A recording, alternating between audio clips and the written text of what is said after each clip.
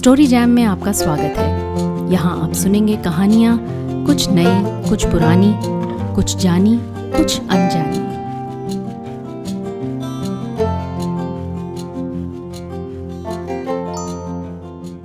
काश कि स्कूल के बच्चों की तरह हमारी भी गर्मियों की छुट्टियाँ होती। हम भी फुर्सत के रात दिन ज़ीरो प्रोडक्टिविटी के साथ गुजारते। कुछ दिनों के लिए ही सही 100% निठल्ले हो जाते। बात सिर्फ गर्मियों की छुट्टियों की नहीं, एक पूरा जीवन का फलसफा है। इस फलसफे पर, इस जीवन दर्शन पर व्यंग सम्राट परसाई जी ने एक पूरी किताब लिख दी, निठल्ले की डायरी। अगर नहीं पढ़ी तो इंस्पिरेशन के लिए पढ़ डालिए, लेकिन संभल के पढ़िएगा। परसाई जी की कलम सिर्फ प्रत्यक्ष रूप से हंसने हंसाने वाली लगती है, परोक्ष रूप में अपने अनोखे अंदाज में हिपोक्रेसी और आडंबर पर कमेंट भी करते जाते हैं। आज सुनाती हूँ आपको इस किताब का पहला अध्याय। सुनिए, किताब मंगवाइए और निठल्लेपन का लुत्फ उठाइए। निठल्ला आखिर कौन होता है? आइए सुनिए। निठल्लेपन का दर्शन। निठल्ला भी कहीं डायरी लिखने का काम करेगा? असंभव। उसी तरह अविश्वसनीय जैसे ये कि तुलसीदास रामचरितमानस की पांडुलिपि टाइप करते पाए गए, या ये कि तुकाराम पियानो पर अपने अभंग गाते थे। मगर निठल्ले निठल्ले में फर्क है। जैसे इनकम टैक्स विभाग के ईमानदार और शिक्षा विभाग के ईमानदार में फर्क होता है। को ईमानदार दोनों हैं। ये निठल्ला कुछ भिन्न किस्म का था। पूरी डायरी पढ़ने से ऐसा मालूम होता है कि वो निठल्ला के नाम से इसलिए बदनाम था कि वो लगातार कोई काम नहीं करता था। अगर वो लगातार चौराहे पर खड़े होकर लोगों को मुंह चिढ़ाने का काम करता रहता तो भी लोग उसे निठल्ला नहीं कहते। कहते वो जी लगाकर मुंह चिढ़ाने का काम करता है। जब घंटों भगवान की स्तुति करना काम माना जाता है, तब मुंह चिढ़ाना काम क्यों नहीं है? दूसरा कारण ये है कि वो ऐसा कुछ नहीं करता था जिससे उसका अपना फायदा हो। अगर वो गैर कानूनी शराब उतार कर बेचता और हवेली खड़ी कर लेता तो बड़े बड़े कर्मयोगी उसे गुरु मानते। वो शायद घूमता रहता था और जहां तहां घुस जाता था। नियम उसकी जिंदगी में नहीं था। निठल्ले की डायरी के पहले के पन्नों में कुछ फुटकर बातें लिखी पाई गई, जिनसे मालूम होता है कि नियमित कर्म के प्रति उसकी विरक्ति कैसे होती गई। डायरी प्रकाशित करने के पहले ये कुछ अंश यहाँ उद्धृत किए जाते हैं। श्रीमद् भगवद गीता की रचना किसने की? क्या कृष्ण ने सचमुच रणभूमि में अर्जुन से ये सब कहा जिसे व्यास ने लिखा? ये सारे उपदेश का नतीजा क्या हुआ? अर्जुन ज्ञानी हो गया और लड़ने लगा। यानी ज्ञानी वो जो हमेशा लड़ने को तैयार रहे। पर दुर्योधन तो पहले से ही लड़ने को तैयार था। यानी दुर्योधन अर्जुन से ज्यादा ज्ञानी था। यानी बुरा आदमी अच्छे आदमी से ज्यादा ज्ञानी होता है। ये बात मेरे गले नहीं उतरती। गीता ना कृष्ण ने कही, ना व्यास ने लिखी। गीता को federation of Indian chamber of commerce and industries के अध्यक्ष ने लिखा है या पैसे देकर लिखवाया है। प्रमाण मुझे मिल गया है। गीता में लिखा है, कर्मण्यवाधिकारस्ते मा फलेषु कदाचन, अर्थात तुम्हारे अधिकार में सिर्फ काम करना है, तुम फल की इच्छा मत करो। हे मजदूरों, भगवान का आदेश है कि काम करते जाओ, तनख्वाह मत मांगो। ये उपदेश मजदूरों की हड़ताल तोड़ने के काम आ सकता है।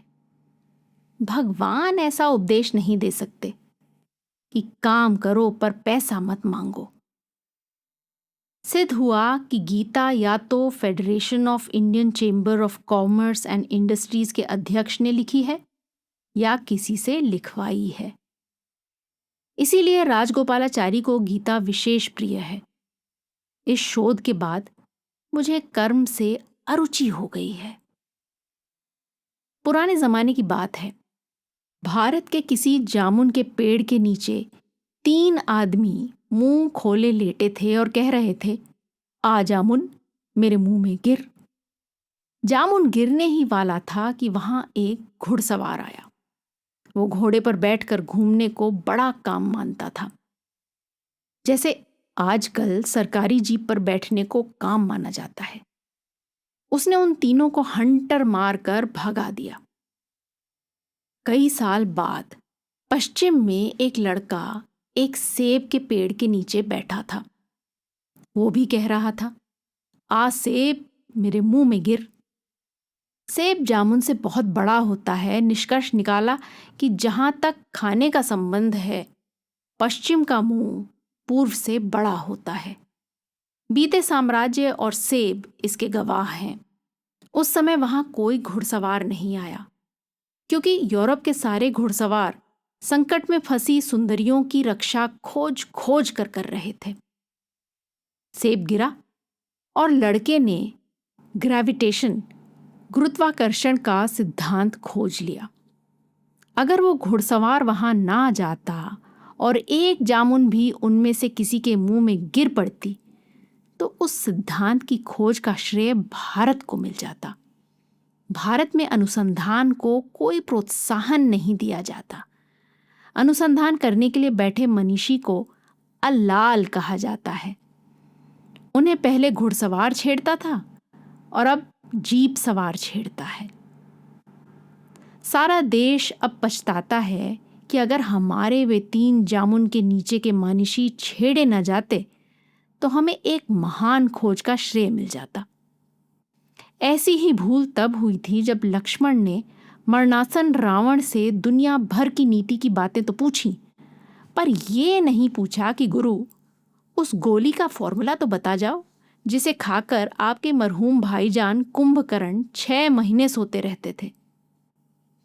पश्चिम विज्ञान के क्षेत्र में इतना आगे क्यों बढ़ा है? क्योंकि वहां अलालों को सब तरह के सुभीते दिए जाते हैं। हमारे यहाँ वो निरादर के पात्र हैं। कहते हैं उसकी मर्जी के बिना पत्ता भी नहीं हिलता, तो उसकी मर्जी के बिना चोरी भी नहीं होती होगी। वही चोरी करता है और वही पुलिसमैन से गश्त दिलवाता है। तो करणीय क्या और अकरणीय क्या? अभी तो यही निश्चित नहीं है कि वो जेब काटने को बुरा मानता है। आखिर जेब कटवाता तो वही है। मैं कुछ कामों को अच्छा मानकर जिंदगी भर करता जाऊं और बाद में मालूम हो कि इन कामों को वो बुरा मानता है, तो मैं नर्क में चला जाऊंगा। मैं जीवन रक्षा को अच्छा मानकर करूं, बाद में मालूम हो कि वो आबादी घटाने के लिए लोगों को मरवाना चाहता था। ऐसी हालत में मेरा सारा पुण्य पाप हो जाएगा। तब बुरे डॉक्टर स्वर्ग का सुख भोगेंगे और अच्छे डॉक्टर नर्क में सड़ेंगे। निर्णय होने तक कि क्या बुरा है और क्या अच्छा, अकर्म ही चलने दो। गली के मोड़ पर चबूतरे पर जगन्नाथ काका पालथी मारे बैठे रहते हैं। बैठे हैं और देख रहे हैं। मैं पूछता हूं, काका क्या कर रहे हैं? जवाब देते हैं, बैठे हैं। सुबह पूछता हूं तो बैठे हैं। दोपहर को पूछता हूं तो बैठे हैं। शाम को पूछता हूं तो बैठे हैं। और काका क्या हाल है? कुछ नहीं, बैठे हैं। आज मैंने सवाल बदला। कहिए काका, बैठे हैं क्या? वे बोले, भैया और क्या करें। मैं क्या बताता कि और क्या करें। मैंने कहा, आप ही सोचिए कि क्या करें। उन्होंने जवाब दिया, सब सोच लिया। कुछ करो तो आधे काम अच्छे होते हैं और आधे बुरे।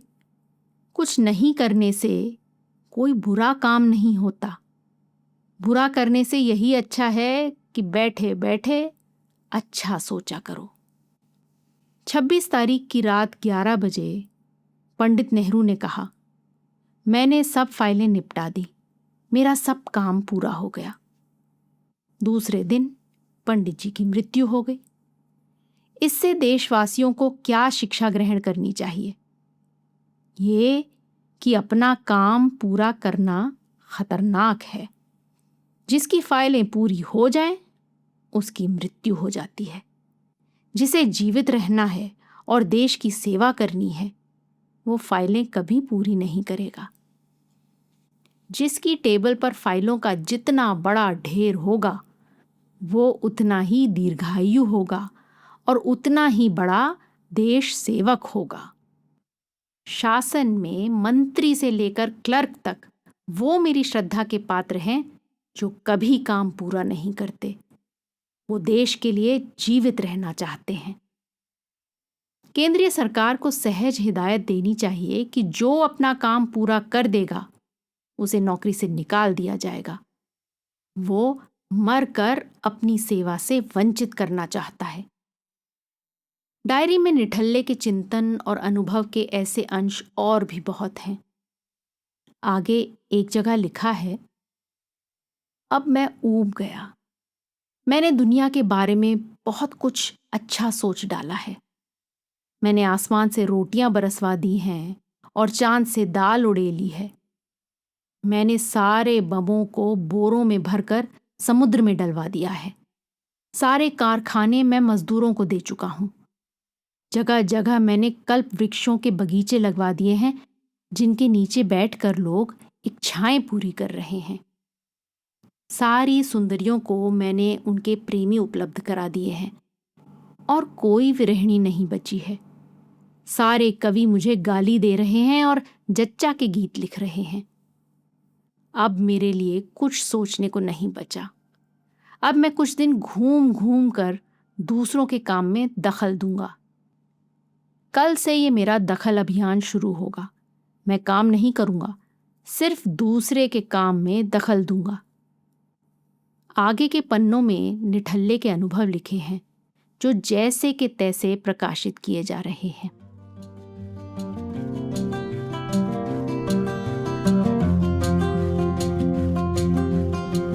आज की कहानी आपको कैसी लगी, अपने कमेंट्स जरूर लिखिएगा। साथ ही सब्सक्राइब कीजिएगा।